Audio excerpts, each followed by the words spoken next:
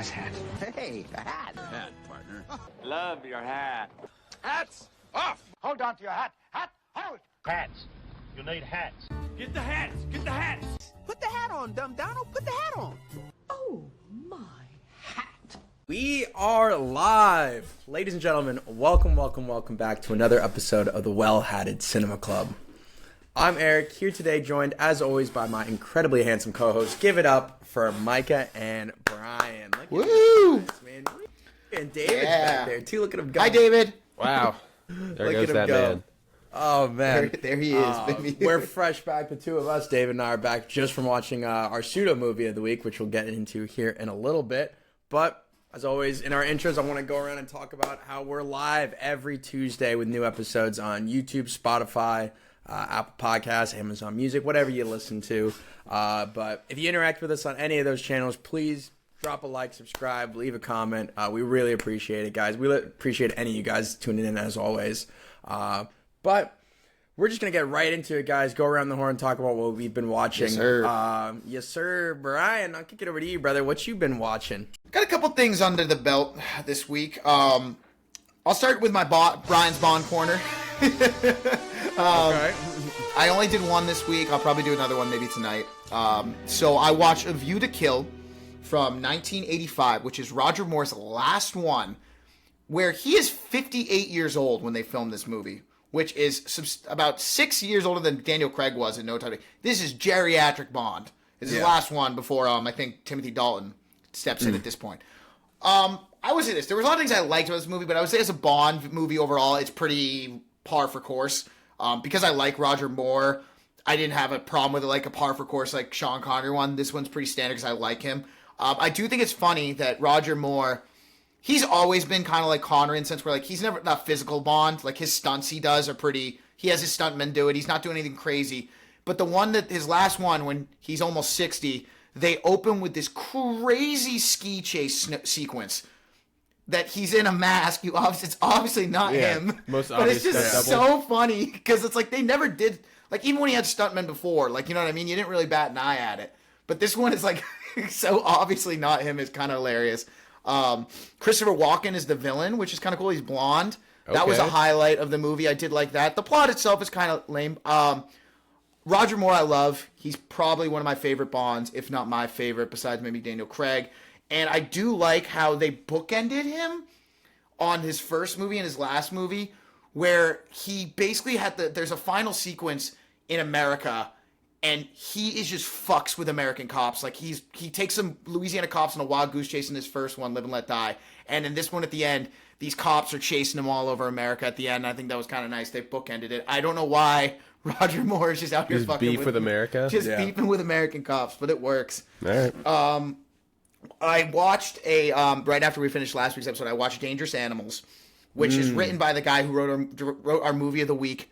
Very different. This was a very I like Dangerous Animals a lot, man. It's kind of like it's one of those slasher movies, right? Guy takes people out to the middle of the water and feeds them to sharks, but they do a good job of not like I don't want to explain without spoiling it, but it subverts your expectations a little bit. They Not keep to interrupt, Ryan. I'm so Yeah. sorry even when you texted us that you were watching Dangerous Animals, for some reason my mind went to Nocturnal Animals. When We were talking about that last week. Yeah. Because we were talking about that last week. Just now talking about taking people out to the ocean. I was like, I don't think that was in Nocturnal Animals. This one is no. Fair enough, because we were talking about Nocturnal Animals last week, so it makes sense.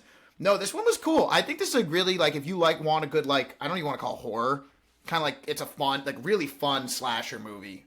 I think people would have a lot of fun with this one. I think Jai Courtney's great as the villain. I don't know why we thought we should pass him off. I don't know why we tried to make him an American action star. He's a crazy Aussie. Let him be a crazy Aussie, and it works. Other than that, a couple things I don't really need to talk about that much. I rewatched The Long Walk. I watched Cloudy with a Chance of Meatballs one day just for fun. Transformers. I did watch, the ones I want to talk about are, Carly and I watched the 2 live-action Scooby-Doos. The first one especially, man, there's just something special about it. It's silly, but in all the right ways. I think it really works. I think if you liked it growing up, you'll like it now. I don't really know how to pitch it to someone if they weren't a fan before. Are you? But if you, Go to the schools and just be hey guys, we want to check the ancient texts. There you go. Like this. Are you against evil landlords and capitalism? It's funny, man, bro. It's funny, like sneaky funny. There are a couple of jokes in there that I actually like audibly laughed. Like everyone knows the like Melman Do sketch, but like there was a couple ones you watch again where they're like talking like, we don't go to places that are spooky, haunted thing. And he's like, or hydrocolonic. And he's like, or hydrocolonic, but that's for a whole other different reason, which is like, has something to do with like your colon. I don't know, man. There's some funny jokes in there. But what I did watch today, of all things, when I was eating my lunch, I'd never seen Training Day, which seems like a crime. That movie is great. I will say, I believe Denzel got Best Supporting Actor for that. I would be kind of pissed if I was one of the other actors in that category because he's not the supporting actor. He is one of the two leads of that movie. Many such cases. Yeah, I know. Kieran Culkin.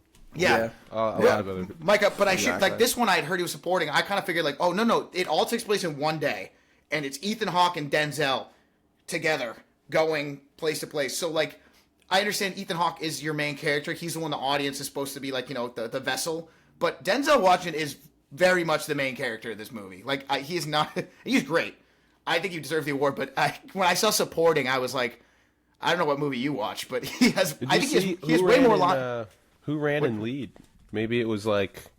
Maybe, I don't know. I didn't look into that. I just know that I was shocked to see that, because I checked like what awards it won. And it said like, Denzel for Best Supporting Actor. And I was like, bro, he actually has way more lines than Ethan Hawke. Like, substantially more. He low-key is the main character of this movie, but Ethan Hawke is like the good guy. So that's...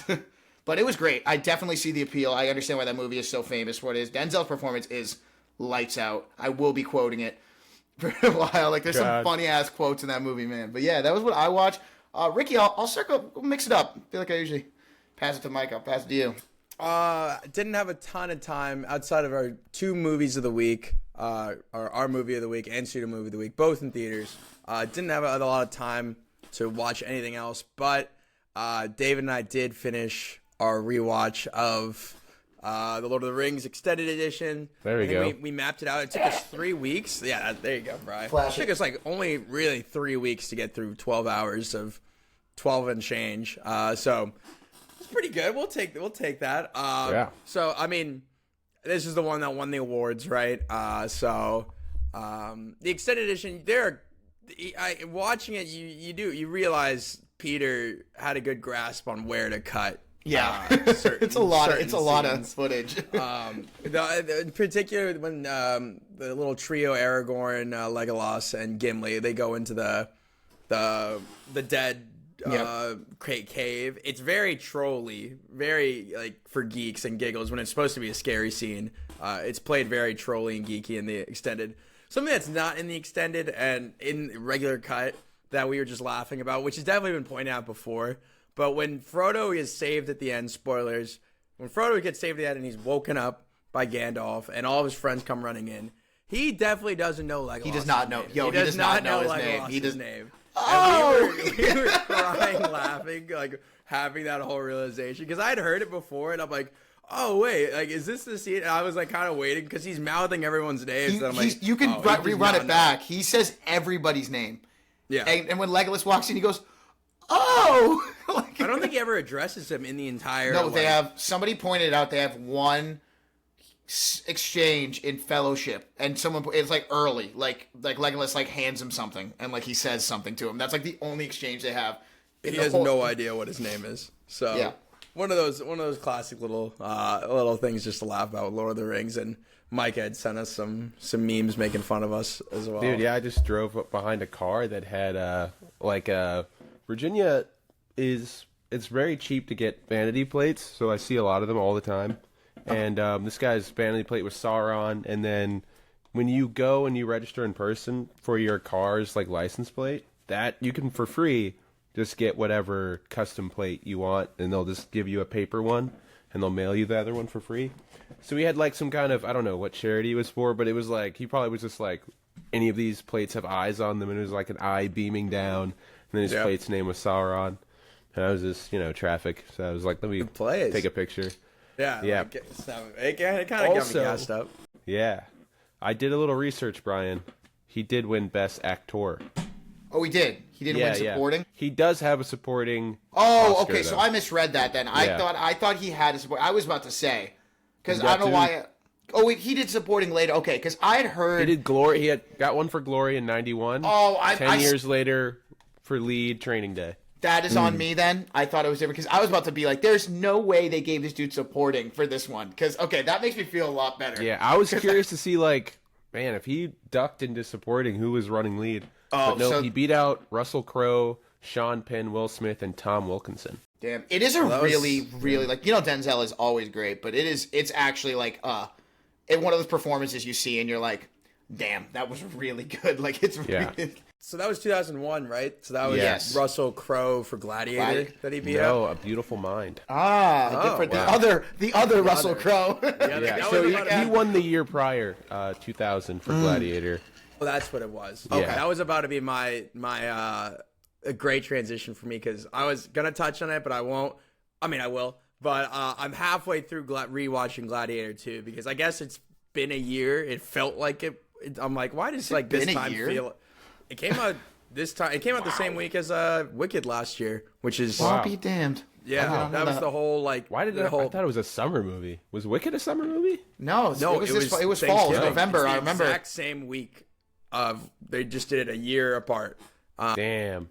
So, and it came out. Remember they were doing the whole like Wicked because we went and saw Gladiator 2 and Brian went to Wicked last year. Yeah. So Brian may have won that. I Actually. remember that. We were like, what an idiot, and then we came out. We were like, oh man, I like Gladiator 2 more than most people do. I think. So I'm halfway through rewatching that, and I'm enjoying myself. Speaking of Denzel, he's in a completely different movie than anyone else. I was just about to say, Training Day is when he stopped doing accents or anything like that, and he was like, I am Denzel. If you've heard someone do an impression of Denzel, it's probably a quote from Training Day. Yeah. That shit is like all the class, like, you motherfuckers. Like all that, like he does all the quotes you hear people going like the King Kong, it's all those classic Denzelisms. King Kong ain't got my shit favorite on one me. Is him just chasing fucking Ethan Hawke around with a shotgun. He's like, you know, I'm surgical with this bitch, Jake. How you want it? Closed casket? Like he's just doing it it's so good. I love it. It's a great performance. That's awesome. Well, that's all I had, Micah. So if you want to, Micah, pick it up. That's a good transition, and you can speak to this, Eric. I'll just include it in our recent watches since only you and I saw it. But comparing this weekend, with a movie filled with stars that was a little bit of a box office and critical disappointment. Saw The Running Man, which I liked. I feel like you, Eric. I'm gonna defend this movie. But I don't know how you feel yet, but I liked it. I like that it was book faithful 90%. Obviously, this country has sensitivities towards the book ending now. I heard people were pissed about how was the book? Is that a thing? I don't know the difference between the book ending and what happened in this. You guys can talk about just don't tell me like the ending because I will. I do want to see it. I won't. I'll just say, the book ending is different. I won't say what the movie ending is, but in the book they do a 9/11. And so, I just don't think it's been 24 years. I still don't think we're ever getting. Oh, I guess it's been 25. We're past September, but we're still. It might be another 25 before we see a plane hit a tower, on screen again. So, but I like Glenn Powell in it. I did think it was a little all over the place, but I think, the most serious, the parts that I like the most are probably the scene in the futuristic version of the YMCA, and then when he runs into the kid from Superbad, Michael Cera, the Michael Cera bit, and then the bit in the part in the it's like a YMCA. It's a YMCA in the book, but it's not. It's like a gym thing. Yeah, it's like a hotel, but it's the one with the elevator. Yeah. Okay. Where he the cheap, shitty place where he stays. Yeah. I'll probably see it this week. Those two set pieces were probably my favorite. I was going to agree with you wholeheartedly that the hotel YMCA scene by far to me was the most exciting part of the movie. One of the tracking shots was great. I was just I was really impressed with, first off, I was like, as a straight man, I was like, damn, Glenn Powell, what are we doing? Let me get on your gym routine real quick. The dense person. He looks compact. Yeah, his run was very like boxy. Like his run. He was talking that he was trying to learn from Tom Cruise. I was like, gotta get your knees way higher. Yeah, I gotta get them. Tom's getting the full 90-degree angle. Yep. to his chest. Seems like we're all in agreement. It feels like watching him, and I feel like we're all in agreement. Even I haven't seen the movie, but we seem to be fans of Glen Powell. It's like he seems to be like has the energy of like what you like out of a movie star. Like he seems excited to be in there, and like he puts the effort in. He was talking about all the physicality that went into this. Like that's what you want. You know what I mean? I think he's. Yeah. I feel like you guys, whether you loved or hated the movie, it seems like you're excited to see more. No, of what Glen Powell. I'm on the same wavelength as Micah. Like I enjoyed this movie. I just came out of it. Things I liked. I liked Glen Powell. I did like the premise of it. Like I thought I got really involved with like the whole like Josh Brolin kind of like not seducing him, but like manipulating him. Yeah. I like Josh Brolin. I like Coleman Domingo. The third act got pretty messy for me. Yeah, that's when things kind of got a little out of hand in terms of like bringing in, like, I'm not gonna spoil it, but like, bringing in that other, like, the girl that drives the car. I was kind of like, oh, what are we doing? Straight out of the book. But to me, that's where it kind of starts to fall apart because the movie is set in the future, adapting like pretty closely up until towards the end. It stops making sense because the movie's set in the future and they're doing like future kind of stuff. Right. And it kind of was like, well, if you can do that, you don't need to be on this location, blah, blah, blah, kind of stuff. And then it all gets a little messy. But it was I do think it was a fun ride. Like, I do think, my only complaint is that it felt a little bit like all over the place kind of tonally. Yeah. Because the subject matter is so serious and like the vibe of The Long Walk, like the book is depressing as hell. Yeah. And then this is like, what if The Long Walk was like all glitz and glam and like, woo, we're walking, and like stuff like that. You'd be a little confused, maybe. Well, it's kind of funny. It's kind of funny you say that because like I rewatched. I didn't really bring it up when I talked about it. I did rewatch The Long Walk this past week, and like I liked it. I still liked it as much as I watched the first time. But yeah, it's like that movie was heavy. I think that might have thrown some people. Some people like that. Like I think all of us were pretty much in the same boat of enjoying that. But I think that threw some people because they were like, I thought this was supposed to be like The Hunger Games, and it was like, nah, we're killing kids. Right in your face. Oh, yeah, and I don't. Is this one much? Is this a way more upbeat look at it? I don't really know. It's an upbeat take. Okay, it's a lot of fun. I'm gonna watch it this weekend. It leans in heavily to like to Micah said, like the reality TV, like very like, and I think Coleman Domingo played that role perfectly of like the host that's kind of just very like, I don't know, tonally completely different from The Long Walk. I like the role Glen Powell was playing. I'm sad for this movie because I think it's entered the same. Well, we're gonna get into box office numbers later, but like it's kind of following to the same unfortunate trajectory a lot of these fall movies have had. People are coming at Edgar Wright. People come at Edgar Wright a lot. They're talking about like he's since Baby Wright has he lost or Baby Wright Baby Driver has he lost his touch? I think it's not that he's lost his touch, is that his touch got touched by a lot of other people. Yeah. Like, he was doing so many good things that people, like, kind of stole his flow. And, like, when, I don't know, like, when... No, I get your point. Like, what he did with the Cornetto trilogy, and then even Baby Driver. Yeah, you see that now in other movies and other directors emulating that. There's, like... It's not a spoiler. There's a reoccurring bit that I really hated where they keep doing like a fake Kardashians thing, and you spend like not an insignificant amount of time watching the fake Kardashians. And the Big 2-5 were doing jokes about the Kardashians. Yeah, I was like, oh man, maybe the goat's washed because like, what the hell is this? Like, I think I did see a thing that someone talked about. Like one of the things that made him so unique, and I even with Baby Driver with the syncing to all that because people do that too.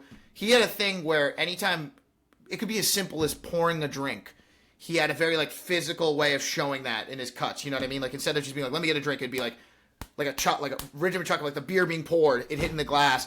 And I feel like other directors have started emulating that because it is a good way of like adding some movement to your scene when you're trying to do something mundane.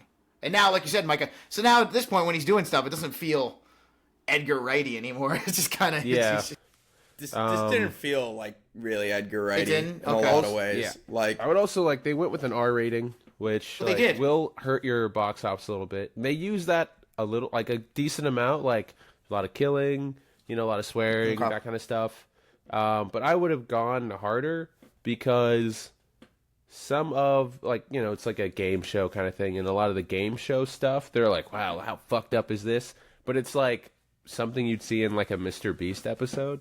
And I was like, I would up the ante because we have the books like dystopian futures, like we're kind of there already. I'm I don't know, man. like watching people suffer on like television? I'm like, for fun. And then I was just like, I would just maybe up it more because it's such a lighthearted thing. I don't know. I was like, man, I don't know. I don't feel the horror. And then I'm gonna try to go see it. Maybe if Wicked for Good starts dragging, I'll sneak out of the theater. So Wicked for Good, long movie. But I did see a movie I really liked. Word. I saw The Carpenter's Son. Oh, how was that? The new Nick Cage movie, directed by and written by Lofty Nathan, with Noah The Jukes blasphemy? Jesus. Honestly, you might be able to speak to this more because I'm not Catholic, and this feels like some very Catholic kind of stuff. So I was wondering, I was like, man, how much text do I need to know? Because like I've probably read cover to cover the King James, whatever. Yeah. And I was like, I don't remember any of this. He's kind of like a kid, being a little. Oh, he knows a lot for a child. And then like fast forward, he's like 30. And then so this is like in the middle of that. Like I think the Jesus character is like 15 or so. Okay. And I was like, I don't remember anything about teenage Jesus. What is this? So the movie opens and it's like, this is like a book that's debated about, if this is, whatever. Apparently it's like a pretty small sliver that happens in there. So they kind of skip over after he does something stuff as a kid. Yeah. Then they pretty much just jump. Any Bible study you ever done in Catholic school when I was growing up, they talk a little about him going to the temple as a kid. And like he's speaking with the elders and they're all impressed, and then boom, he's 30. And then he's 30. literally, just jump right to that. Yeah. They did not waste any time. But I really liked this, honestly. Takes like maybe 20 minutes to get going, but it's so funny because you've got like Jesus got like teenage problems, so he's like beefing with his dad. His dad's like, pray more, and he's just like, oh God, fine. And then like he's a total mama's boy. FKA Twigs is his mom. She's just like, I know. And Noah Jupe is doing like, that painting of like the angel David or whatever. Yeah. And he's like staring all intense. Yeah. He's doing like that a lot, And it's given like it's what's his name? Anakin. He's doing like an Anakin kind of face, like evil Anakin a lot, even though he's just like, I just want to play with my friends, Dad, go. And then like Noah Jupe's that kid from The Quiet Place, right? Is that the kid? Yeah, the baby, the dumb ass kid, Yeah. I hated that kid. But the real standout for me is Ilsa Johnston, who plays Satan, who comes in the form of like a teenage girl who's kind of weird and stuff. And it's so funny because Nick Cage is stressed out because they're in hiding. The movie starts with like the birth, and then they're immediately on the run. And then teenage Jesus keeps accidentally doing miracles, and then people start asking questions, so they have to go on the run again. And then also they're being hunted by like Satan kind of. Yeah. So bad stuff happens, and like tough spot for Joseph. Your supposedly virgin wife all of a sudden gets pregnant. Okay, she's an angel or whatever. And then this kid's born, and they're on the run, and then everything's going wrong all the time. So he's at his like wit's end at one point, and then we get full Nick Cage. He's like arguing with his wife, like kind of like doubting if she's actually. He's like, did he come from above or below? Is he even like all that? And he's like, my faith is shaking, and he's like screaming that. It's awesome. I think I'd enjoy it. I think I'd like it. I'm there. It's fun. It's fun. It piques my interest now. But they also take it so serious. Like everyone's being completely dead ass. It was good. I always have a thing every now and then when people being like, That's blasphemous. It's like, bro, religious aspects in horror have been like, it's been a thing going on since the dawn of time. Yeah. I don't know why this is because you have people who don't know anything about movies. They have or even just media in general, where they're here. There's a horror movie about Jesus. That's all they heard. They don't know anything about that. They don't think about how many movies have openly mocked or quote unquote been blasphemous over the years, and they just hear that and they fucking lose their minds. I would say it doesn't do anything the Passion of the Christ doesn't also do, except for one scene where Noah Jupe's making the face and he kills a guy with his mind. And I was like, is he gonna? I read that in scripture. Is he gonna revive him? Like, what's up with that? And then like they just never address it. He's just like, and then gets him, and then because he's about to go rat them out to the village because he tripped and fell on a leper, and then he healed the leper. It's a whole thing. These are the same people. These are the same people. Keep in mind, they're being like, you can't say anything anymore. Like, and then like it's like they're like, they make fun of it's the Islamic faith all the time. They don't give a shit. And as soon as this comes out, they're like, wait. I mean, the ending, minus like the mind killing, I think you could show this in a church service and have the message that the end is pretty much the same. Like you're gonna clear it. Like I feel like if you're saying that, my God, I feel like you would know. Like I could take a look. Like you're like because like I've been movies where like when I watched Immaculate, for instance, I like the movie. When that movie ended, I was like, yeah, I can see that why people were pissed. Like, I liked it, but I could see why people were pissed. Despite being like an unofficial book, I mean, like the ending is like it's still hitting the core themes. Like he's about forgiveness and compassion and second chances and stuff. Like it kind of the bad guy loses, obviously. All that good stuff. The Christians are just scrambling, man, because they have made a good movie since Prince of Egypt. Well, they just need to. They just. No, that's good.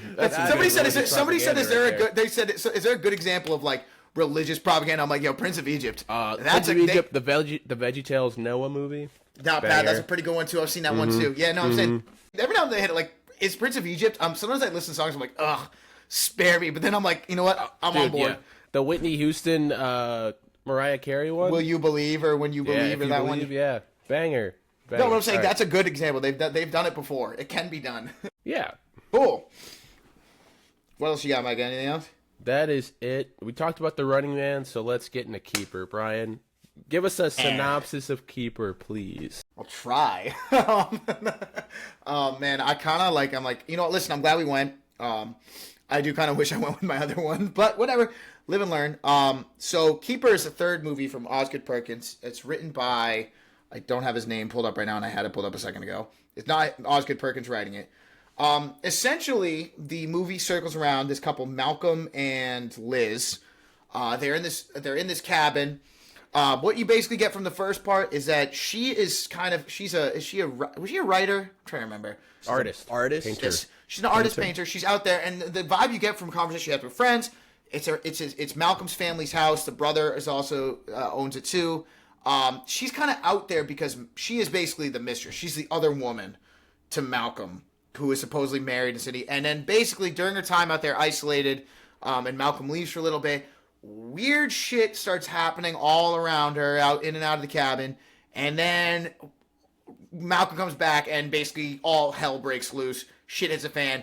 Things are revealed about what these things that didn't, that we weren't sure what was going on. But I guess synopsis without spoiling. As we start, I guess that would be essentially the gist.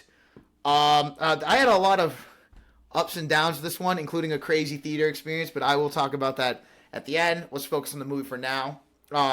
In my mind, I think I could see myself liking this movie more on a second viewing. However, even still, I'm kind of right in the middle on it. And I can understand completely people who were thrown by it. There were three parts to this to me. First part was a little slow.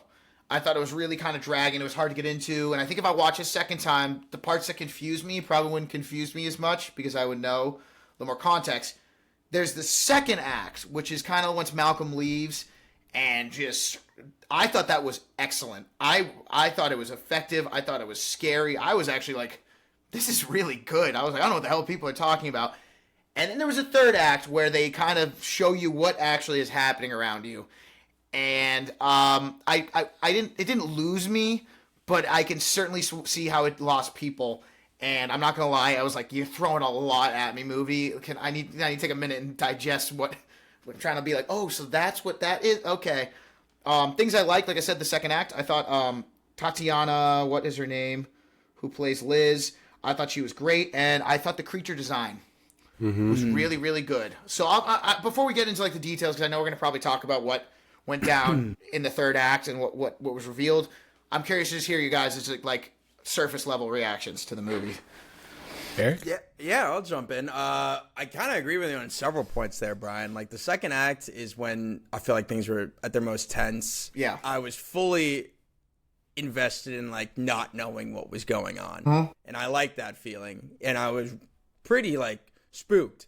Like, that house was creepy, and I think to Osgood Perkins, his credit, he's got the sauce. And I was telling it to Mike on the drive back yesterday. He does such a great job with the camera and like the placement of the camera to make you feel uncomfortable. Like, whether that's a very on like center of the face, like the face is in the center of the shot moment, Your or the brain camera's is trying to fill in the gaps. or the camera's like underneath. You're looking up. You're trying to fill in some darkness behind it because the characters are constantly looking up at the top of the ceilings, and you learn why later. Or you're looking down, like the camera's in very like unique positions that kind of makes you feel uncomfortable, which is great for me. I loved specifically, I forget her name already, the actress that played Liz. Tatiana Maslany. Tatiana. It's called Tatiana. Last name. I thought her breakdown scene when what's his name? Yeah. When he's the doctor, yeah, Malcolm. When the doctor Malcolm and Liz. When Liz is when Malcolm's explaining like what's happening and what's going to happen to you, I thought her like breakdown was fantastic. I loved it. I was like, okay, like I'm loving this energy she was getting out of her, and towards the end when she's kind of having that laughing fit, I'm like, this is creepy. This is giving me like witch vibes. I'm on board with her performance. For me, it seemed to me like it was a little bit of a weaker screenplay that Perkins kind of was dealing with. I didn't feel like it had the punch. Like I've talked about it before with Micah, because like I think the marketing for all of these three movies that Perkins has had has been great to some degree, but also kind of hits at different levels. I had no idea going into this movie what it was going to be about. That first teaser where it's the same trailer twice, just told from each perspective, made me think that like, wow, we're getting something I've never seen before. Eric, that was I think with this one, the marketing was so good, and that's why I think a lot of general viewers were pissed. It was almost to its detriment because people came in and got confused. They got thrown for a loop.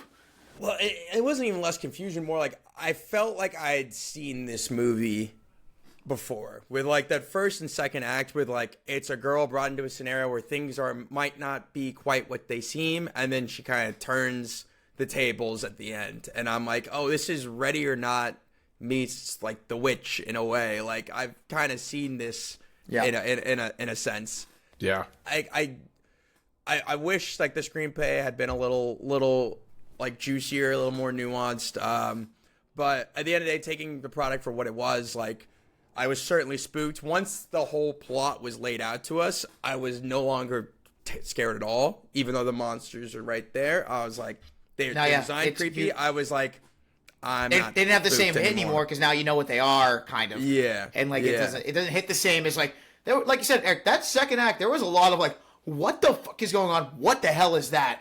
Yeah. Oh my god, holy shit! Like, and it was creepy. Like, oh, and you're Mike. I want to make sure you get your chance to speak your I level. liked the atmosphere created. I thought they created a very natural feeling kind of relationship that felt good, and then it all starts going kind of downhill for Liv as soon as the cousin shows up, and then that pretty much, I think, the trailer kind of sets it up as like, who's gonna fuck over who, and then as soon as the cousin shows up, you're like, okay, they're fucking over these women. Why? What actually happens? And then you see the model, she gets eaten, and you're like, the fuck was that? And then there's the whole weird cake, and then she goes downstairs in that trance, eats the entire cake. We've all been there. Yeah. feel you. And then I think, a rewatch would be nice because, like, now I'm thinking about scenes that maybe from as soon as she's taking that bath and one of the monster things is, like, writing a heart on the window. Yep. And you're like, okay, they were never a threat to her. Yeah. And then... Because she resembles as what was revealed exactly. later. Yeah.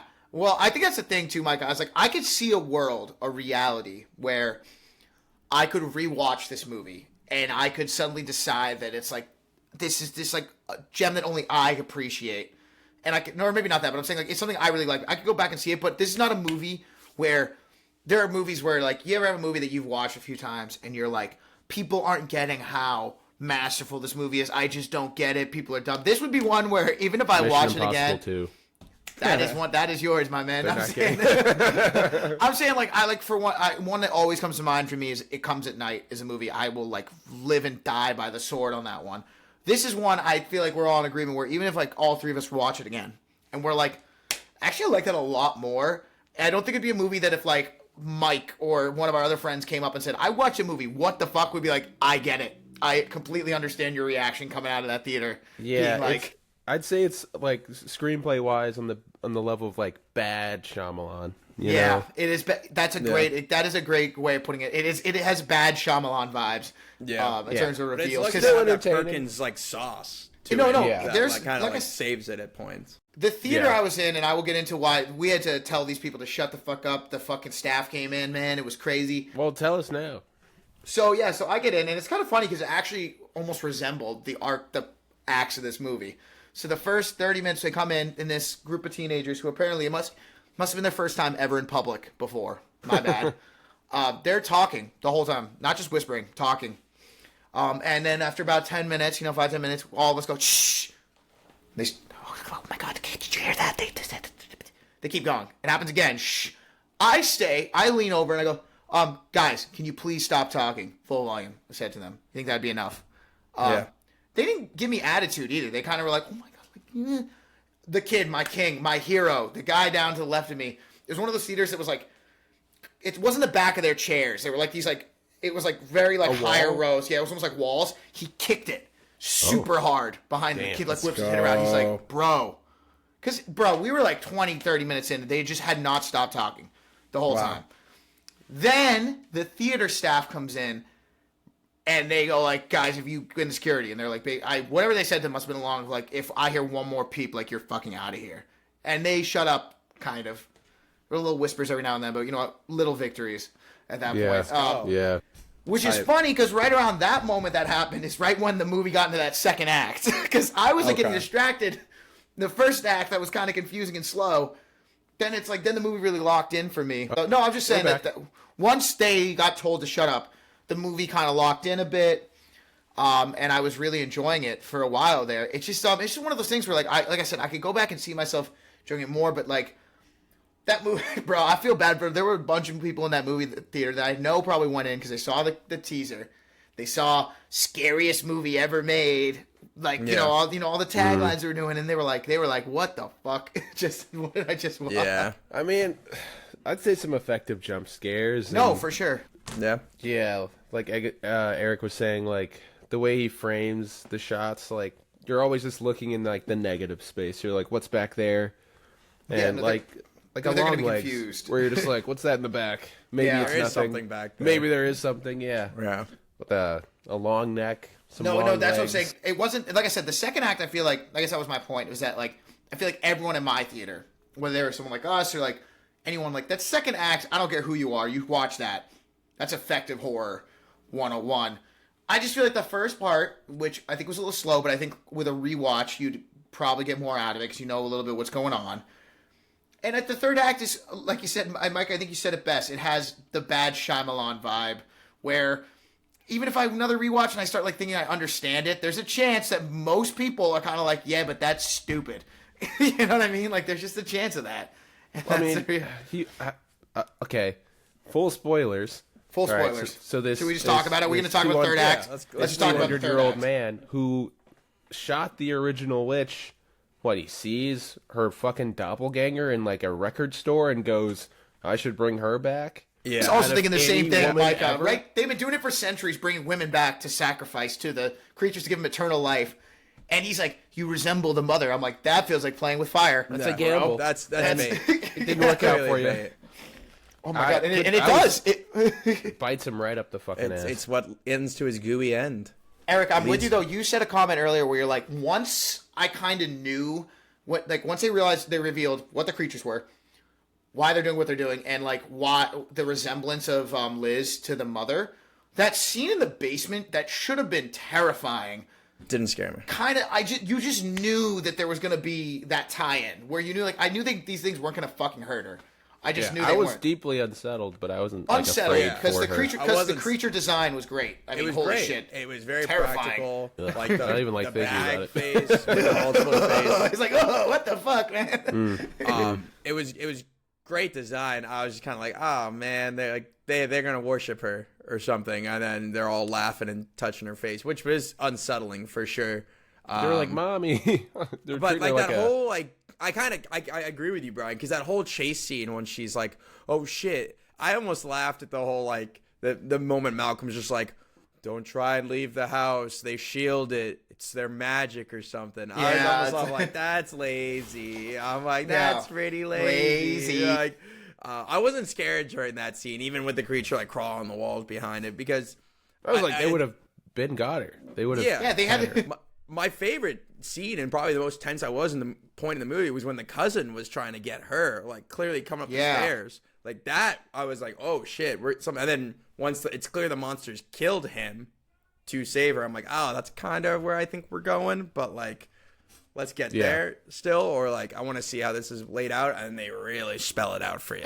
I think the scary scenes in the movie. You guys talked about Osgood, Perkins, how great he is with tension and like negative space. Like the things where I didn't need like the jump cuts. It's more like the things like you'll see things watching her constantly throughout the movie, or like even the scene. There's like one where like she's like trying to do. I forget what she was trying to do, and you see the hand like go like coming around. But yeah, she's fucking around. She's trying to look for the cousin. Oh, and yeah, she's digging in the in the drain, garbage disposal, which she is just like heard went off horror randomly. movie 101. Also, imagine you're sitting. Imagine, if you will, in your own kitchen, and you're standing there making a sandwich, and you hear the garbage disposal go with nobody touching it.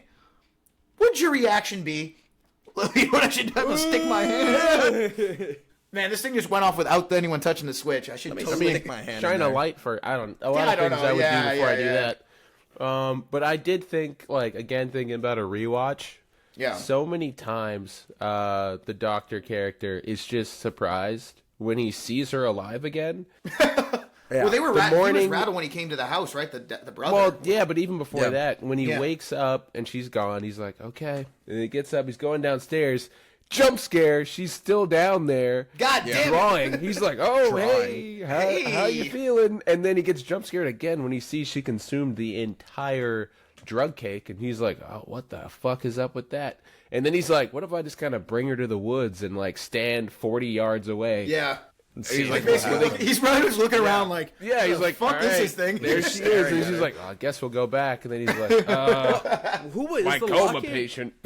Was the locket her? What was the locket? I didn't The understand. didn't locket get that was the one either. witches, so it looked like Oh. her. It looked like her, but it was the witch. I'd have Yes. been I would have been So fuming, the Micah. witch had a locket of herself. Herself. Which then she grabbed, which now probably made her look more familiar to the whatever it was. Micah, I'm with you. I would have been fuming if I was the brother, because I'd have been like, "Hey, look at who I brought. See the random supermodel? No, yeah, cannon fodder. You go. That feels like you're going to confuse the creatures whose powers we do not fully understand." Could have picked any woman. Eric and I were talking about this in the drive home. If you want to say it, Eric, the ethics of the two cousins, because Yeah.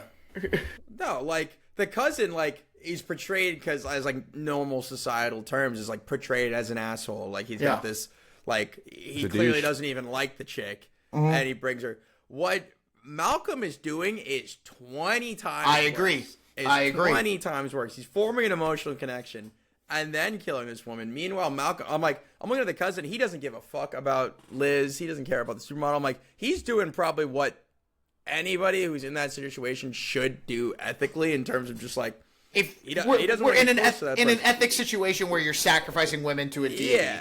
Well, It's like, hey, yes, I agree with you, Eric. Do you I want agree. like he had kids with that one lady that you see the picture of? That's crazy. Yeah. Like he has dated this woman for a year. He is like forming, like you see No, in the that's- very you're a beginning sicko. montage, that he is like moving in with these women, hanging out with these women, you know, loving these, telling them, "Oh, I love you." I blah think blah he's blah. a keeper.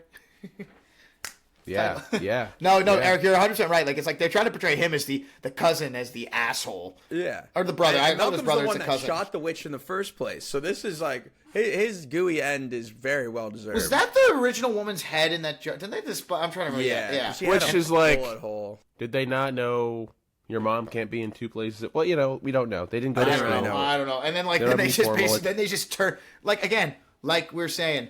Like, was it worth it, Malcolm? With all your fucking mind games and being like, that woman over there looks just like the witch we killed. Now you're old and dipped in a bucket. Yeah, he got wasn't the bucketed. brightest when he. I mean, you knew when he shot a pregnant lady for being weird in the woods. Yeah. I mean, she wasn't hurting anybody. Just seems like 101. You find a innocent creature at a river in the woods. Don't shoot it.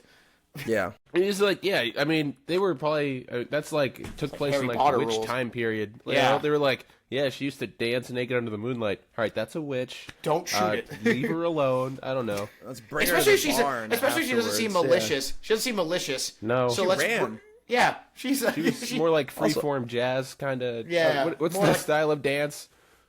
No, that's hip hop. freestyle. I don't know. That's what I call. She was doing the hand twirls. Freeform I don't know. jazz. I will say with this movie, I feel like we're all seem to be on pretty much the same page.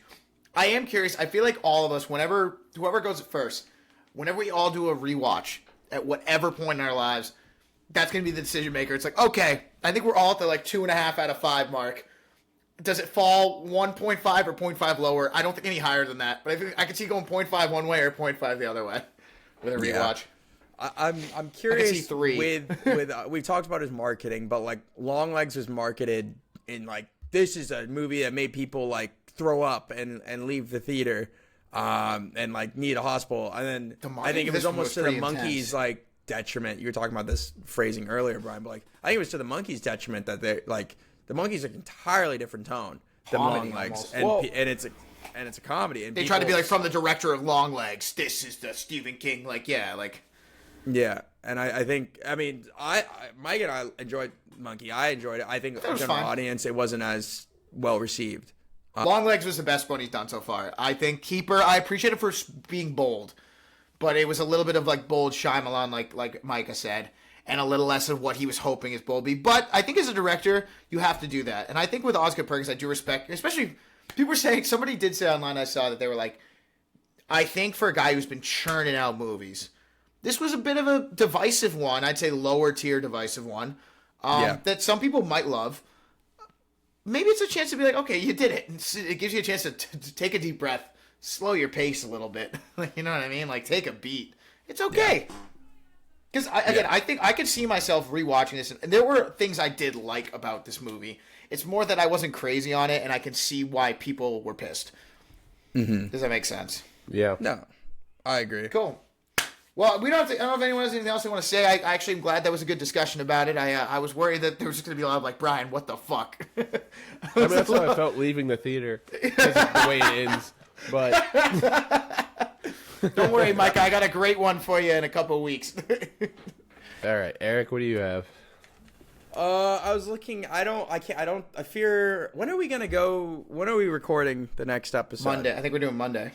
We're doing Monday. I thought that was the plan, wasn't it? Is that the game plan? Does that work for everyone? Will you be back? That works for me.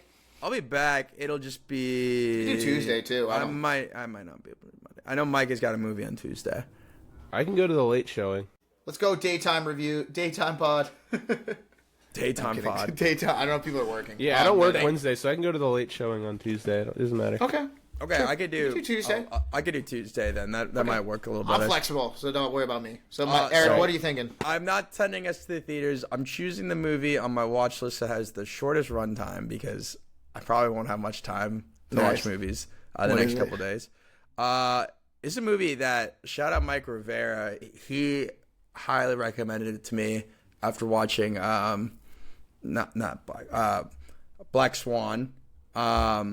Vincent Cassel's debut. I don't think it's his debut, but 1995's Lahane. I knew it. I fucking as soon as you said Vincent Cassel, I was like, "God, Yeah. it's Lahane." Yeah, it's been sitting. It's been sitting on my watch list since Mike recommended it, and it's the shortest movie I've got. So, Hell yeah, I'm in. I'm excited, and it gives me a reason to talk to. This movie reeks. This movie reeks of Mike. You know it's in got- French, right, Eric? Yeah. Yeah, okay. Is that a problem? Is that a problem for you? You're asking like it's a problem for me. No problemo. Is French, it French. problemo? He's like- It Again, it was Spanish that I didn't do well at. As they first, say, all right? it is no was not problem. French. It is no problem. Eric, okay, word. Eric, I'm hype. All right, box office. Let's start at the top. The leader for the last weekend domestically. Now You Three Me. Look at it. 9 years removed since Now You See Me 2. Now You Three Me is back at its rightful position atop the domestic box office, pulling in $21.5 million, and globally it pulled in $75.5 million. Wow. Dude, it's big. You know, I got that movie recommended to me today by Nate. He was like, I want to go see it. You should go see it. And I trust Nate. I don't know. I mean, that's how you know a movie's going to do well. Like, Nate doesn't go very often, so if he's going for this. I mean, we talk about it. The Rise of the Beasts take is probably the best take in cinema history. I showed him the poster because he came over. So yeah, Now You Three Me. Good for them. They are not going to be leading after this weekend, but in a big weekend with a couple big names vying for that number one spot, Now You Three Me came up on top. The Running Man, which Mike and I both saw, fell short to Now You Three Me, coming in second at the domestic box office. It also fell short of its domestic debut projection. It only pulled in about $17 million domestically. It was projected to make 28 to 25. It's only pulled in $28 million globally, and it had a $110 million reported budget. So, not looking great on that end. And we've been talking about Glenn Powell, and it's just going to be the curious case of. I feel like there's kind of a test of like, can you tie his name to any IP and will it make money? So, might not be the case, although Twister's made a lot of money. Keep it going. Predator Badlands ended up in third. $12 million in its second weekend. That's $66 million domestically. Makes it the biggest Predator film ever already in the U.S. So, Fantasy, good for baby. Predator Badlands, man. Let's round this out real quick. Regretting You in fourth. Black Phone 2. Brian's fucking child in fifth. And then our movie of the week, Keeper, brought in $2.5 million. So, pretty respectable for Keeper. The low light I just wanted to mention. Sydney Sweeney's Christie, after setting a top 10 worst opening for a wide release movie ever, it just now set the record for the largest second weekend drop for a wide release movie at the domestic box office, with a decline of about 92%. It only brought in $108,000. So, I mean, we're not going to really probably touch anymore on Christie or Sydney Sweeney. She's got that movie, what is The Handmaid, coming up with Amanda Seyfried. Housemaid. So for a pretty weak year out of her, we'll see if that one. I know you've got good judgment. I was literally, Mike. I was just thinking about. I watched that trailer. For Did the you first see time it? yesterday. You see what we're talking about? It was That in front of Keeper. Bad. Yeah, That you know what I'm was talking bad. about now, man. I'm telling you, I wasn't lying about that. That was really. Yeah. Now once I realized Please. that was no good. But speaking of for good, Wicked for good is getting its wide release this upcoming weekend. Right now, it's projected to be between $150 to $180 million domestically. In the same weekend last year, the first Wicked made $112 million. So that's something to note. So we think it'll probably be of that. I mean, we could probably all put our guesses in if we wanted to about It's how gonna much. hit. It's gonna make so much money, dude. It's got it. Every theater is sold out, man. It's not even funny. Like, Do we think it'll make more than the biggest domestic opening of the year, which was a Minecraft movie at $162 million? I think I'm gonna go conservatively at 150. I'm gonna go conservatively at 150 opening weekend. See, my thing is, I think it'll be so front-loaded because the second half of Wicked is already, like, not great. And then they've stretched it out to make it 2.5 hours long. I think people would be like, well, thanks for that, you know. And then I think they'll, because it's already, the reviews are coming in. Not great. Yeah, not great. Not But great. but a lot of the tickets are already bought. That's what I'm saying. I think it'll be front loaded. So I think it'll have a big opening weekend. So, do you think over 162 million? We're saying opening weekend though. That's I think 150. That's the line. You know right what? now. I do think that. I do. I'm gonna say 169. Yeah. Yeah, I'm with you with the sustained success. I think next weekend with these reviews, the people who really were dying to see Wicked, I think they'll see it. It's going to be a fall off because my Robin and some of her friends they're going next Friday. Mm-hmm. But it's going to drop. Mm-hmm. But this weekend is going to be fucking insane. This movie's pulling at least 150. Yeah. So what's your number's 150? I'm going conservative 150, although I could very much see 170, but I'm going to go 150. All right. What about you, Eric? We kind of got one low. We got one a little over the line of 162. I'll go high. I think we'll shoot for 178. We'll see if it can. Woo! If it really, that's crazy. $1. But I mean, looking at the other wide releases, I mean, is anyone going to watch the Rental Family or Sisu Road to Revenge? I have my tickets for Rental Family. Mike is going to watch Rental Family. Hey, I heard good things. I like Brendan Fraser, man. I like Brendan Fraser too. So it seems like a nice concept. It does seem nice. It seems sweet, right, Mike? It seems like a sweet movie. Thank you. No, I don't. That would have been judge my movie of the week if I had time to go to the theaters. Sisu is one that I remember. The first one, I didn't see it, but I remember. First one was all trailer. First team all trailer, and then you watch the movie, and you're like, oh man, it really is just like chanting noises and a dirty mud-covered man. Can we trademark that? What first team all trailer? I have not heard that anywhere, and I want to coin it. Verbal trademark. That's a great description of movies because a lot of movies fall in that category. First team all trailer of just being a trailer. Well, trailer. Sisu came out right at the John Wick the John Wick spin-offs, the John Wick-esque where they were like, it's like Swedish John Wick. It is Norwegian John Wick. We got more of that in our movie news coming up. Oh, hell yeah. All right, well, keep it going, Eric. What do we got? But, all right. I want to kick this over to Micah, actually, to talk about our first point. Man, oh man. Is it not a great week to be a Tom Cruise fan? All right? They denied him. They denied our greatest living movie star so many times, but he finally got his. He got his honorary Oscar. Yeah! Let's go. I don't know why that made me laugh so hard. They denied him. They denied him. They mock him by making a stunt Oscar the year after he does some of his most daring stunts ever. Freezing in the Arctic, falling out of a plane over 20 times. That sub stunt from Final Reckoning was enough for me. I'm like, dude, give this fucking guy an award. Not to mention parachuting with your parachute on fire, then pulling the second one, and they had to physically restrain him. They had to hide the parachutes, or else because he wanted to keep doing it. Yeah, that's how he's a sicko. You had Joseph Kosinski talking about Brad Pitt in F1, a movie that we all liked, with him being like, yeah, I mean Brad was great, but he wouldn't do some of this. We said what? He's like, we want to do that crash when Damon Idris died. We want to actually do that live, but he wouldn't do it. He was like, no, we put them in Formula 2 cars. They're doing about 65. Tom was still very impressive, yeah. Very. But Tom would have made he would have designed his own F1 car for that. That's actually Tom Cruise in that fire. Yeah. You'd be like, light me up again, That's just the kind of guy he Tom is. Cruise actually did win the Abu Dhabi Grand Prix.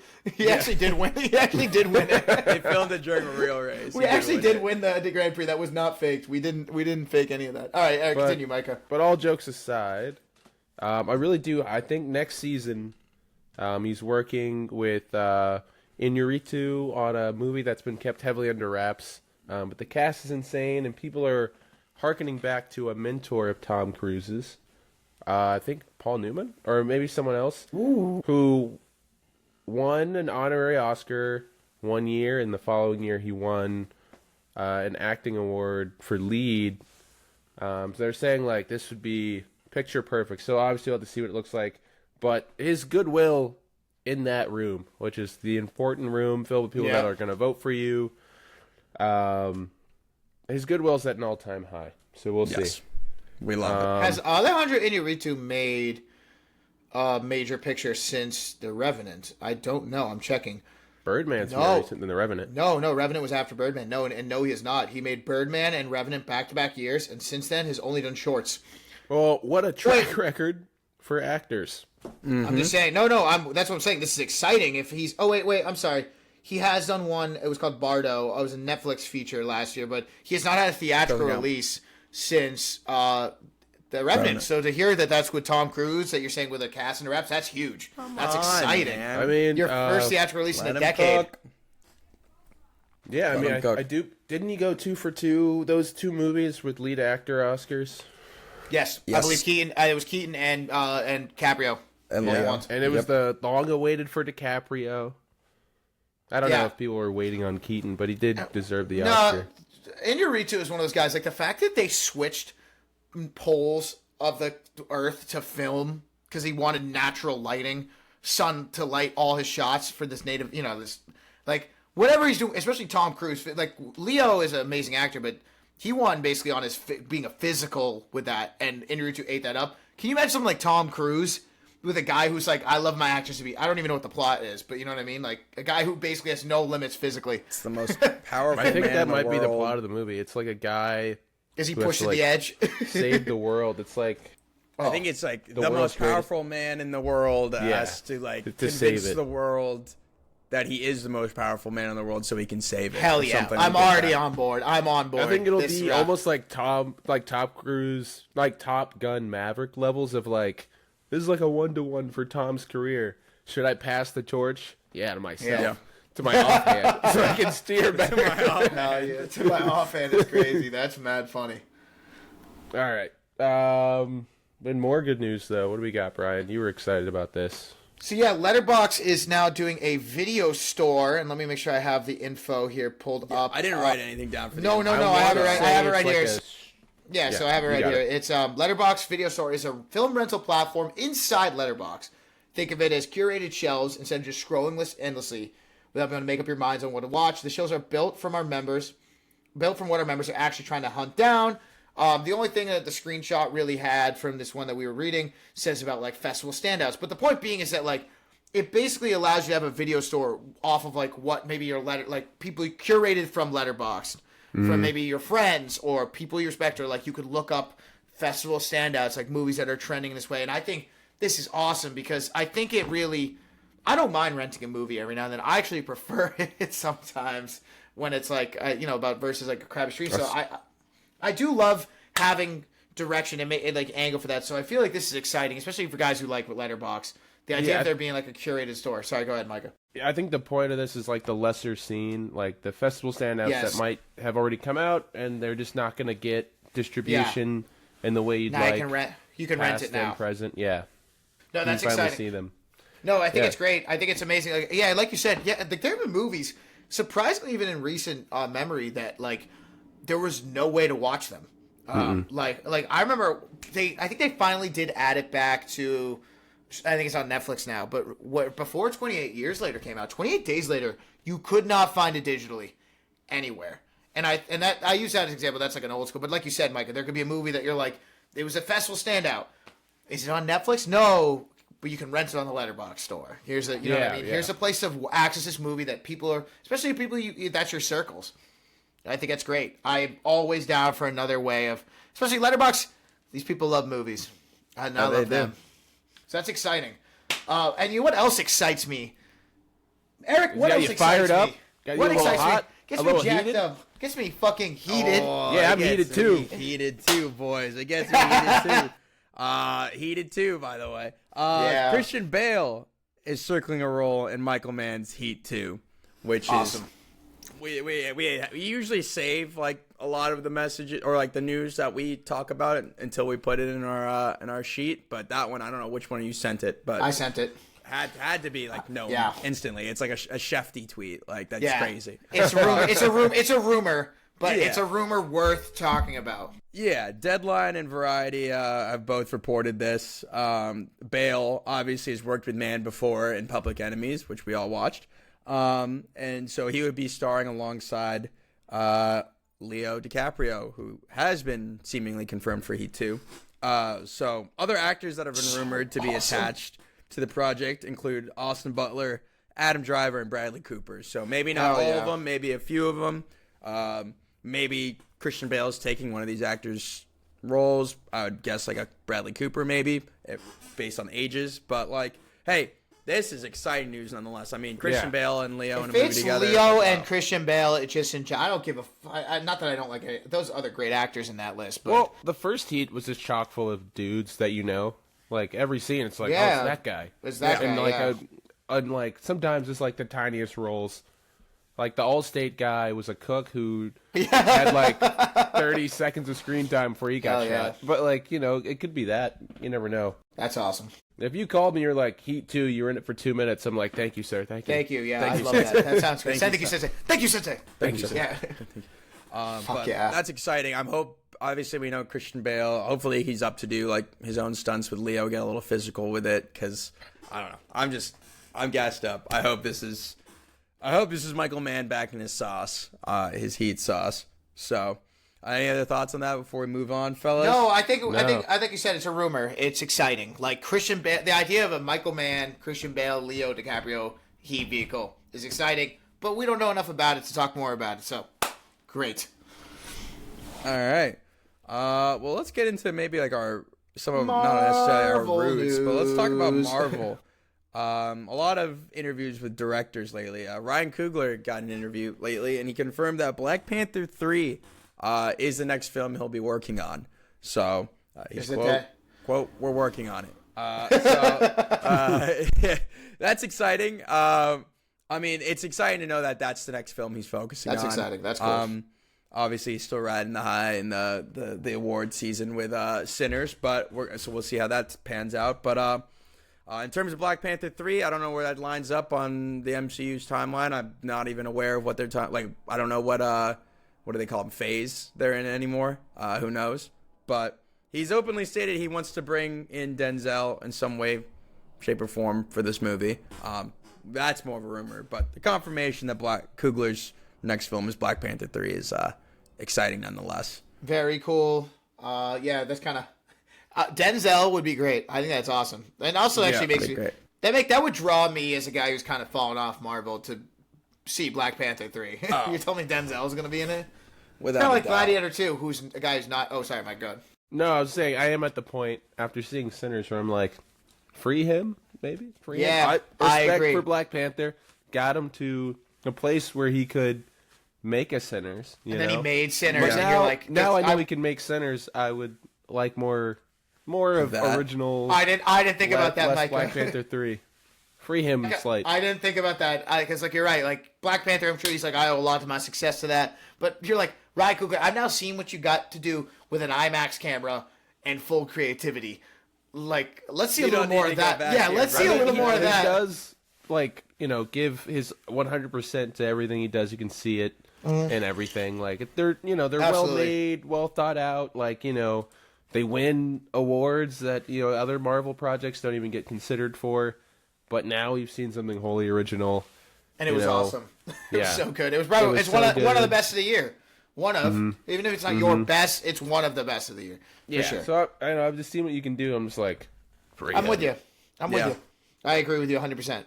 We do know that. I agree with you. Speaking of getting freed, no, I'm sorry. Sorry, no. Finish your thought, Eric. I'm sorry. I was transitioning too fast. No, I was just gonna say, like, I see both points on for sure. I would Taking like this to see it. Yeah. Yeah, taking it for what it is. Like, if this were to happen, obviously the first Black Panther got nominated for different Oscars. Black Best Panther Picture. 2. Yep. And Black Panther 2. One score, I think. Score, Costume. The Black Panther 2 score rocks, And by it the got way. Angela Bassett a nomination. That was that was number 2, though, wasn't it? 2 guys. Yeah, that's what I'm saying. Yeah. Oh. So both of them have some And it won critical... costume design again that year. Yeah. And we obviously know what's his name in terms of the score. He's probably bringing Ludwig. Ludwig Göransson.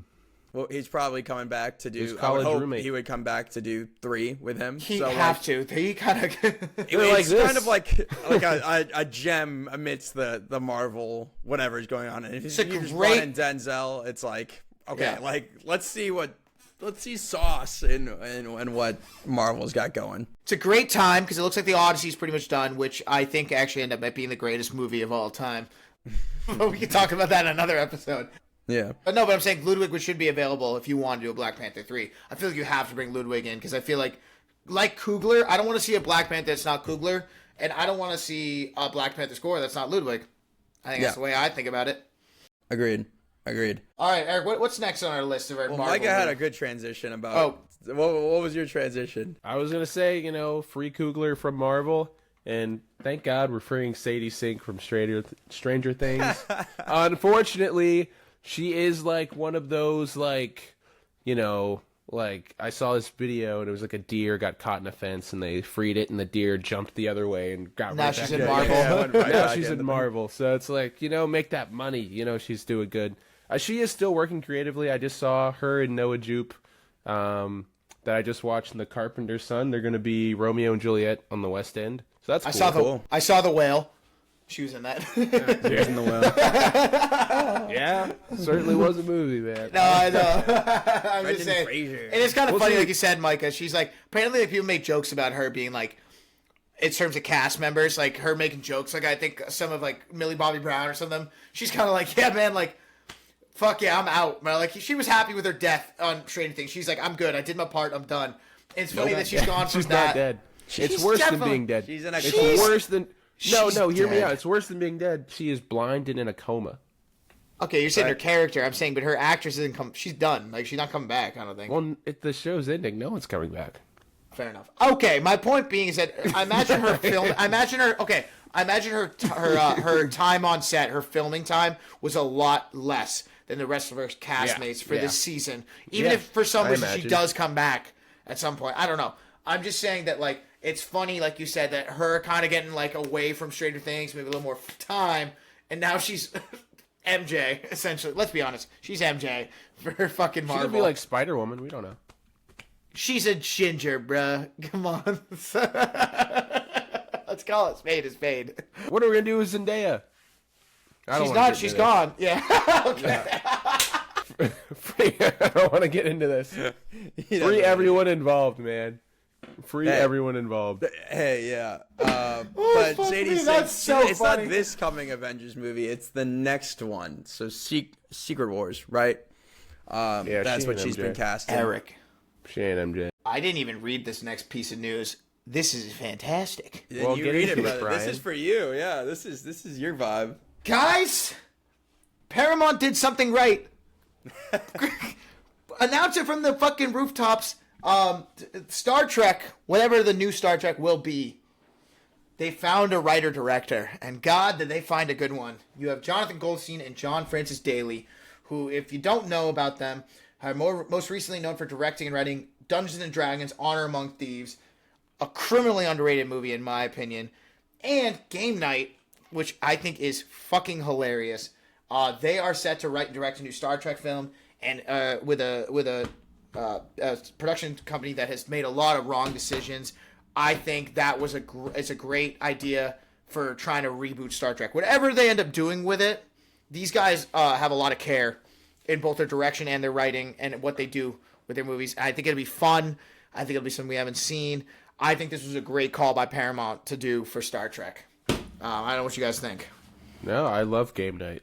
I love Game Night so much. And I should just give the Dungeons and Dragons movie. Micah, a I try. thought that movie was going to be trash, hot garbage with I don't know Chris about Pine. trash. I just don't like Dungeons and I'm just not into Dungeons and Dragons. It's but I very understand game night. that It's very game night ish. I just kept seeing the picture of Chris Pine. And I was like, they might be doing too much for me. But remember I should check it out because I do really If you love like Game Night. game night, you will like Dungeons and Dragons.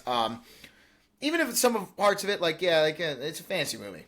That's what it is. I'm just saying that these guys have a very I think they have a good appreciation about improv versus comedy. I think they're funny when they know to, but they're also funny. They're guys who are funny that also care about well put together action sequences. even with Game Night, you remember like some of the chase The scenes? long You see these, take, there's a long take with the egg sequence. There's chase scenes where you're kind of like, why did they go through that much effort for what seems like an irreverent, like, like a silly comedy? But they did. And I think that's great for Star Trek. Again, I don't know anything about the movie, but I love that news. I don't know if it's a new cast. Obviously, they've worked with Chris Pine, so if it would be the old cast, like... I imagine they're probably moving away from... Maybe they'll keep Chris Pine on, but like I have to imagine it. Well, obviously Anton Yelchin's gone, but like I don't know if it's gonna be him. Zoe Saldana's expensive, man. Yeah, I'm just thinking. I just kind of wonder. They might do Chris Pine. They'll probably have Chris Pine in as a legacy character. Do you feel me? Does that make sense? I hope not. Why do that?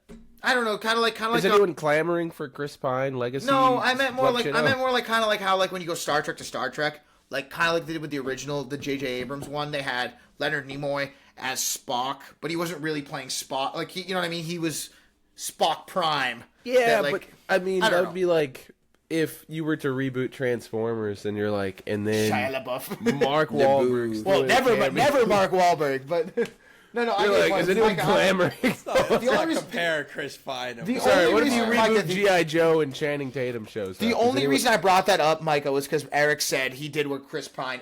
If I was actually guessing, I would say they're going to completely go. Because Star Trek is one of those things that, kind of like Star Wars, where the best things they can do, you have an infinite universe in your hands. Pick a different cast. How many seasons of the original show to adapt from? They have so many seasons of show. There's also all the new Star Trek Next Generation. There's been several shows. I was pretty tapped into one for a while. Did you watch Next Generation? No, it's one of the newer ones. Actually, Michelle Yeoh's on it. She was great. And I know what you're talking about, yeah. And maybe Naomi Ackie or someone. I don't want to be wrong. My point I'm trying to make is that they have infinite routes to go. They're a talented writing directing team that has two great track records. Even Dungeons & Dragons is considered a flop, but it's almost achieved cult status. I say cult. It's kind of early for that, but you know what I mean. People who've seen it like it. It just didn't make a lot of money. But I think this is cool. I'm on board with this. I'm with you. I don't need to see. I'm fine with them similar to Star Wars. I'm fine with them moving away from the James Kirk crew. I'm cool with that too. I don't necessarily need them doing that. It's still kind of messy with the whole Chris Pine, Zoe Saldana. They've never really officially been we're done with these. We're done with them. They kind of left the door open. I don't need them to go back there. They could do Picard or something. Do a different generation. There's a ton to pull from the shows. And so yeah, exciting stuff there. We still got a lot of stuff. Holy smokes! What do we got next, fellas? Mike has been doing some Nick Cage watching. You want to talk about this this one? is one of my favorite movies. Is a Nick Cage John Woo collab called Face Off. So I am so excited for their upcoming crime thriller film Gambino. The story of a journalist who uncovers hidden truths about Carlo Gambino after his sudden death, and Cage will portray Gambino. So I don't know what it's going to be, but I like those two dudes, and I like when they work together. Should be fun. Should have some doves flying around. Should be lots of guns going off. Nick Cage should be dialed up to 11. I'll be there. Okay, I was going to say, should I maybe I'm just not well versed in Italian mobsters, but I wasn't really familiar with who Carlo Gambino was. I wasn't familiar with him either. Was he He's a Sicilian crime boss, the leader and namesake of the Gambino crime family in New York City. Interesting. So, yeah, that'll be exciting. Yeah, very cool. See what Nick Cage's Italian Sicilian accent sounds like. I doubt he does one. I doubt he does one. In the Carpenter's Son, FK Twigs is trying one. Noah Jupe's trying. Well, everyone's trying an accent. Then there's Really? Nick Cage being son. Yeah. Heavily American. Doesn't care. He's got to reach Denzel status where he's I'm not doing an accent. Yeah. You're gonna get what you paid for. Let me work. Your movie will be fine. So this guy's Carlo Gambino. His nickname was the Godfather. So I'm curious. Really? Okay. That's interesting. I'm curious if that's what a lot of shit's based on. But I was is this gonna be a guy that he said he was born in Italy, but he was raised in New York? So is he just gonna do a New York accent or anything? No, this guy Right. was raised entirely in Sicily, so this guy should have a raging Yeah. He should Sicilian definitely have accent, an and accent. it's just gonna be Nick Cage. Like He's not doing doing it. the- I promise you. He's not. Everyone else will be though. Everyone else. surround him with Italians, and it's That's just Nick mad. Cage. Hey fucking boss, funny. what should we do? And he's gonna be like, "Well, I'm gonna make him an offer he can't refuse. He can't refuse." Oh man, that's great. That's Speaking great. of mob bosses or people who played mob bosses, like the Yeah. Penguin. I like the Penguin. Colin Farrell. Colin Farrell is signed on. He's playing. I have it written here. He's putting on the cloth for upcoming action thriller Ordained. Ordained is based on an upcoming comic book of the same name. It'll be written by the John Wick writer Derek Kolstad, and the Russo brothers will produce. The plot for this is Farrell will star as a priest who performs last rites on a mob boss. There you go. Who miraculously then survives, but not before confessing his crimes to Farrell's character, the father. Soon after, I think his name is Father Ray, will be targeted by hitmen, corrupt cops, and gangsters, all sent by the mob who want him silenced. Hey, shut up, you. Father Ray, who secretly has a violent past, makes him a dangerous target to the mob. Although he does Yo, I follow don't the know, man. commandment, "Thou shalt not kill." It's all So good for cookie him. cutter, but I'll I was still gonna be say, there. yeah, I'll right. still Yeah. be there. Talk about This- emphasis on the cookie cutter, Mike. It's like yeah, he doesn't. But I kill. mean, I do. I said I didn't kill. I didn't said I wouldn't kill you. But that's Doesn't mean I won't hurt you, Nico. yeah. On your knees for prayer. on your knees for prayer. You've been a bad lad. Hands up to the Lord. What is the Italian thing or the Irish thing you would say that made Brett laugh, Brian? Well, that was my Scottish, mate. I'm just it's me and your proud ways. I'm Brent McCready. I'm just a simple sheep farmer and like to marry you. No, this is gonna be like he'll be like, you've been a bad lad. Won't you get back on your knees and pray for to God? He's not listening. Only I'm here. Just like, How is this different from Boondock? I know it's like. oh, I sort of- know. I was like, thinking the same thing. Very Michael. Boondock Saints. Where's He's very Norman Boon- Reedus? Where's Norman Reedus? All right. Yep. So, and it's also very nobody or what is it? The Yeah. nobody. Yeah, Yeah, nobody's that. Nobody. Like, think you know, this guy- Ballerina. Derek Kolstad yeah, only shout has, out Ballerina. Shout out He only Ballerina. has one. I enjoyed that. I like Ballerina too. He only has Shout one out gear, Ballerina. and he won't leave it. Never, He only never has one leave it. gear. That's right. He just Never stays in leave it. Stay in that gear, bro. Speaking of something we hope stays in the same gear as season 1, I put this in here just because of how relevant Shogun season 1 was. But Shogun season 2 begins filming this January, 2026. It'll be set 10 years after the first season, and Hiroyuki Sanada and Cosmo Jarvis will reprise their roles. Wasn't this supposed to be a limited series? Am I confused? Yes. Do I misremember We are that? now off book. We are now off book. Yeah, we've gone off. What? So get nervous. You so get can't nervous. do that. You can't do that. Can you? You shouldn't. When you break the record for most Emmy wins for a single season in 18, you can do that. Let's just greenlight everything for one season, huh? And Yeah. we'll just who we'll just cares? do a second we'll one. decide it later. That's stupid. Sorry, Am I gonna be my watching? rant. Probably, but I'm gonna be. Am I gonna be angry that what is her name? Anna. Yeah, she's Sway. gone. She's gone. Why is gone and not there? I'm gonna be extremely angry. So Yeah, that's fucking bullshit, mind. yeah. That's annoying. I just don't think you can do that. Like, you can't list a limited series. If I understand every series, you don't know if it's gonna get greenlit for another one. I get that. You never know. You know what I mean? But like, Well, this is based on a book, so the book we're now off book. We're going. We're making. That's- Which could be good or bad. I don't know. It We're just making all up feels shit now. stupid to me. Yeah. Maybe I'm. I mean, maybe at I'm- least you have like it's based on history, so it's not like you're flying blind like with a Game of Thrones. I guess Right. but that You can shit look back pisses me. to history and see what was going on. No, and they're like talented enough showrunners. I'm sure. I'm not worried about the show being ass. It's more like what kind of. Like, I thought the whole point was this supposed to be like this grand miniseries you made, and it was over, and it was great, and people loved it. I liked it a lot, and then it's like, oh no, never, we're gonna make a season 2. Well, that's greed for you. Yeah, That's I greed. guess. That's why I we're guess. getting 2, maybe 3 wickets. Greed. If there's a third Wicked, I will. I'm not gonna say because we're God. You guys want to talk about greed? Insidious 6 is coming out next year. Eric, fellas. I thought the Patrick Wilson one was enough for these people. Why are they still doing this to themselves? Eric, we are Insidious fans. We've been off the wagon for movies, 3 movies. How much more? I watched Insidious, the one with the keys. Did you watch The Red Door? That's the 5th one. Because that seems like it's the end, because it connects it to the first one. It seems like they in did. a good way. Well, the red door was left open. And out comes because the Insidious 6th 6. one is, what's his name again? It's the family. It's the OG family. Yeah, it's Except Patrick the kid- Wilson's directing it, isn't Yeah. he? Or Patrick, and it's his kid. Patrick Wilson's directing? He directed The Red Door, the 5th one. Yeah. Wow. Yeah. He directed I don't it, think it was very and- good, apparently. Yeah. But it connected to the first one because it's the kid now all grown up. So I'm like, all right, Oh. you've done the circle. You're done. No, Insidious 6 is Don't coming be out next year, gentlemen. Eric, don't be stupid. There's still more tales to tell. Hey, you guys ever watch Come Play in 2020? No. Should I have? Yeah. Oh, that guy who directed that, Nick Chase, is directing Insidious 6. Oh, man, that's funny, bro. No way. And it doesn't have anyone that you know, I don't think. All right, well, that You shit's know. going to suck. Moving on. Let's get Fuck to that. the superior horror movie, please. Yeah, talk about us through this one, Micah.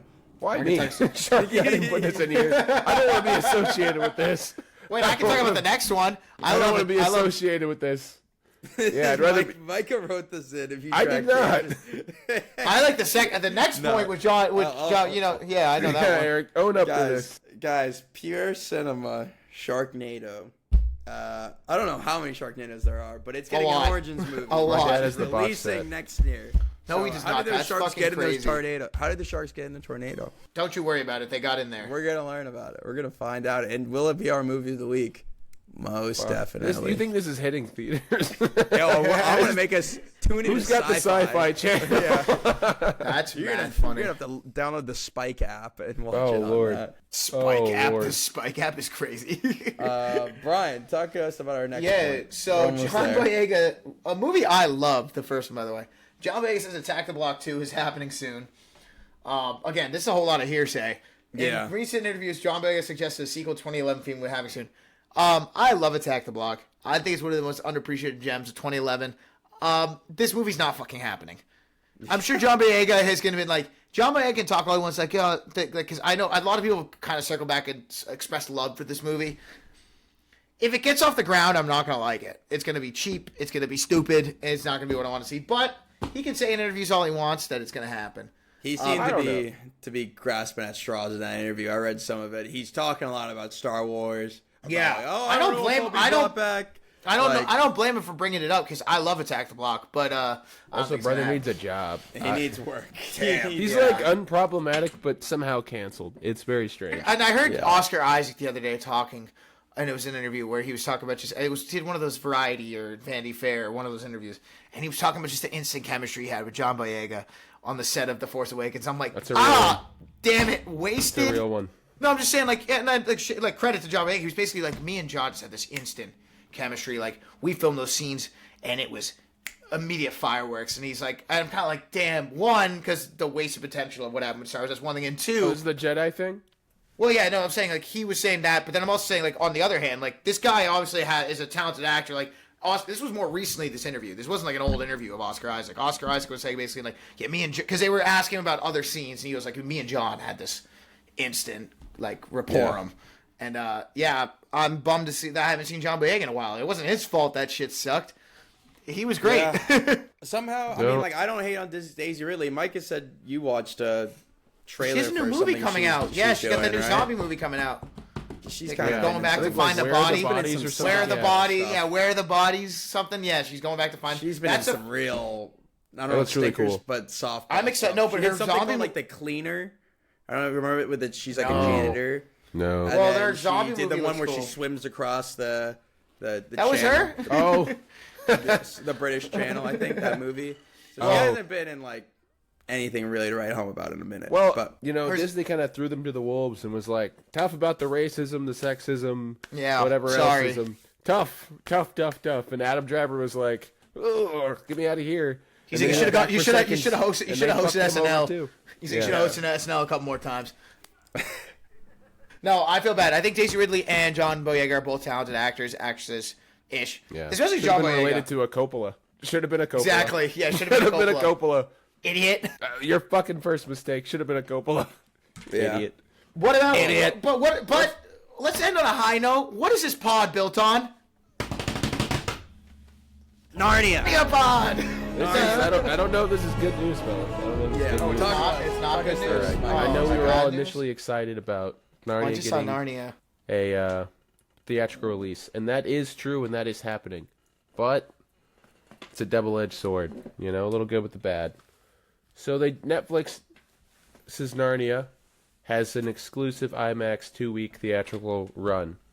But what that means is IMAX theaters only for 2 weeks will be showing this movie, and then it goes to Netflix.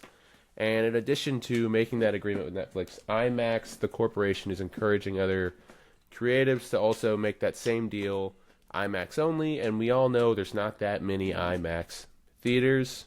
That's The projectors are kind of a lost art, so it's hard to make them. Some of the larger ones, they just don't know how anymore. That's crazy. I feel like we can put some good people on that job for the next year. Maybe, And but I figure mean, that out. Yeah. I keep, they're building build a more, nuclear but they're bomb, building but we can't. them where they already are. Like, how many IMAX theaters does You mean fucking they're not California opening? need? You mean like in case the one in like Lincoln Square breaks, they're making a new one, but they're not. No, what gonna I'm saying open- is, like, there's not that many IMAX theaters, so this being Yeah. exclusively in IMAX for only 2 weeks, and then IMAX encouraging other I hear studios it. to follow that, is a little bit like, the concern is that it's going to kill the theatrical experience. I hear you you. know?